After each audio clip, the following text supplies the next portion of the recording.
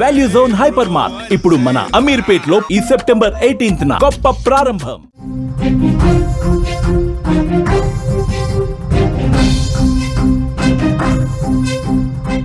గగనతలంలో Donald Trump కు ప్రాణ భయం. అతి సమీపంలోకి ప్రయాణికుల విమానం వచ్చింది.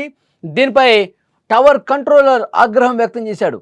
పైలట్ పై అధికారి సీరియస్ గా హెచ్చరికలు కూడా పంపాడు. ట్రంప్ కు విండ్సర్ కోటలో గ్రాండ్ వెల్కమ్ లభించింది. రాజు చార్లెస్ నుంచి 41 గన్ సెల్యూట్ కూడా లభించింది. 1300 మంది సైనికులతో రాజా ఊరేగింపు జరిగింది. అమెరికా అధ్యక్షుడు డొనాల్డ్ ట్రంప్ ఆయన సతీమణి మెలానియా యూకే పర్యటనకు వెళ్లిన సందర్భంగా వారి ప్రయాణంలో వాళ్ళు ప్రయాణిస్తున్న ఎయిర్ ఫోర్స్ 1కు ఊహించని షాక్ తగిలింది. విమానం గాల్లో ఉండగానే అతి సమీపంగా ఒక ప్రయాణికుల విమానం దూసుకురావటం అందరినీ కలవరపెట్టింది. అసలు ఏం జరిగిందంటే, ట్రంప్ దంపతులు ప్రయాణిస్తున్న ఎయిర్ ఫోర్స్ 1 విమానం లాంగ్ ఐలాండ్ గగనతలంలో ఉన్నప్పుడు స్పిరిట్ ఎయిర్లైన్స్కు చెందిన ఇంకొక విమానం చాలా దగ్గరగా వచ్చింది, సమీపంగా వచ్చింది. వెంటనే అప్రమత్తమైన న్యూయార్క్ టవర్ కంట్రోలర్ స్పిరిట్ ఎయిర్లైన్స్ను అందులో ఉన్నటువంటి సిబ్బందిని తీవ్రంగా హెచ్చరించారు. వారి విమానాన్ని కుడివైపుకు మళ్లించమని పదే పదే సూచించినటువంటి పరిస్థితి ఉంది. అయినా కానీ స్పిరిట్ ఎయిర్లైన్స్ పైలట్లు దాన్ని పట్టించుకోలా. అధికారులు వాళ్ళ తీరు మీద ఆగ్రహం వ్యక్తం చేశారు.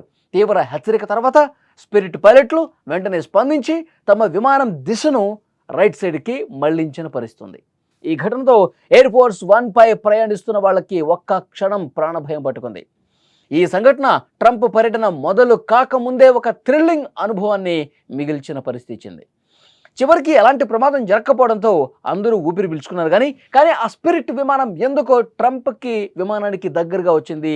ఒకవేళ నిజంగా ట్రంప్కి ఏమన్నా ఇబ్బంది తలపెట్టే విధంగా, ట్రంప్కి ఏమన్నా ప్రాణాపాయం తలపెట్టే విధంగా ఎవరైనా కుట్ర చేసి ఉంటే, ఏదైనా కుట్రపూరితంగా గాల్లోనే పేల్చేనటువంటి ఇలాంటి ప్లాన్స్ ఎవరైనా టెర్రరిస్టులు చేసి ఉంటే ఏం జరుగుండేదని చెప్పి తీవ్ర ఆగ్రహం వ్యక్తం చేశారు. ట్రంప్ సిబ్బంది ఆ స్పిరిట్ సిబ్బంది మీద తీవ్ర ఆగ్రహం వ్యక్తం చేసి వాళ్ళని హెచ్చరించినటువంటి పరిస్థితి ఉంది. ఒకవైపు ప్రాణభయం, ఆ వెంటనే యూకేకి వెళ్ళిన తర్వాత రాచ మర్యాదకు సంబంధించిన దృశ్యాలు మీరు స్క్రీన్ మీద చూస్తూ ఉన్నారు. ట్రంప్ బ్రిటన్లో ఇలా అడుగు పెట్టాడో లేదో ఆయనకు గ్రాండ్ వెల్కమ్ లభించింది. డొనాల్డ్ ట్రంప్ మెలానియాను బ్రిటన్ రాజు చార్లెస్ III స్వయంగా ఆహ్వానించాడు. వారి స్వాగతం కోసం ఏకంగా 41 గన్ సెల్యూట్ సమర్పించారు. ఇది రాజు చార్లెస్ పర్యవేక్షణలో జరిగిన మొట్టమొదటి అతిపెద్ద రాజ మర్యాద. విండ్సర్ కోటలో అపూర్వమైన వైభవంతో ఈ పర్యటన ప్రారంభమైంది. అంతేకాదు ట్రంప్ దంపతులకు 120 గుర్రాలు, 1300 మంది సైనికులతో కూడిన ఒక గ్రాండ్ క్యారేజ్ ఊరేగింపు కూడా ఏర్పాటు చేశారు.